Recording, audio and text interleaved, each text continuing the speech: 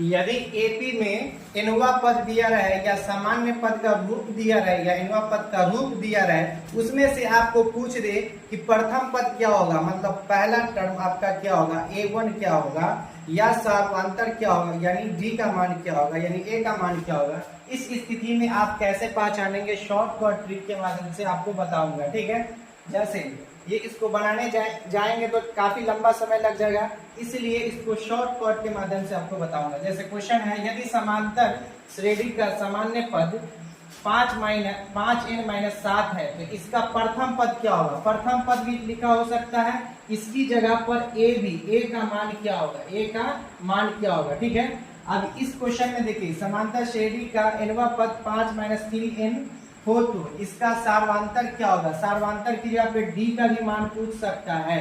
Clear, तो इसको कैसे बनाते हैं, इस क्वेश्चन को देखते हैं। सबसे पहले 5n - 7, तो इसमें जब भी आपको पूछे कि डी का मान निकालने के लिए, यानी सार्वधातुक का मान निकालने के लिए, तो इनके साथ में जो भी संख्या होगा वो क्या होगा, डी का मान होगा। ये क्या होगा, डी का मान होगा, मतलब सार्वधातुक होगा। ठीक है, क्लियर। अगर यहाँ पे माइनस लगा होगा तो -5 होगा आपका आंसर। लेकिन इसी में पूछ दे कि प्रथम पद क्या होगा, यानी आपका ए का मान क्या होगा, तो इस स्थिति में क्या करेंगे, तो करना कुछ नहीं है, इनके साथ में जो संख्या लगा होगा और जो संख्या साथ में होगा उसको क्या कर लेंगे, जोड़ देंगे। ठीक है, तो 5 - 7 कितना आएगा, -2।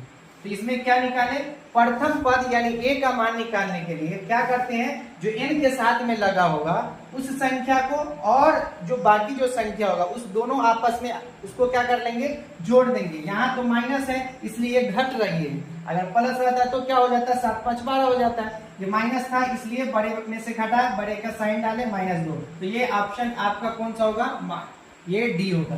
इस वाला में बताइए क्या होगा, n के साथ में जो भी संख्या लगा होगा वो क्या चीज होगा, d का मान होगा। तो n के साथ में क्या लगा है, -3 है ना, मतलब n के साथ में जो गुना होगा, n का जो गुणांक होगा वही क्या होगा, d का मान होगा। ठीक है, तो ये आपका ऑप्शन बी होगा, -3 है। ठीक है, अगर मान लिया आपको समझाने के लिए मैं बता रहा हूं, जैसे 2n + 4, तो n का मान क्या होगा, तो n के साथ में 2 लगा होगा इसलिए क्या होगा, सॉरी डी का मान क्या होगा, तो इनके साथ में 2 लगा हुआ है इसलिए क्या होगा, डी का मान होगा, मतलब सार्वधातुक होगा। लेकिन इसमें प्रथम पद पूछ देता है, यानी ए का मान पूछ देता है, तो क्या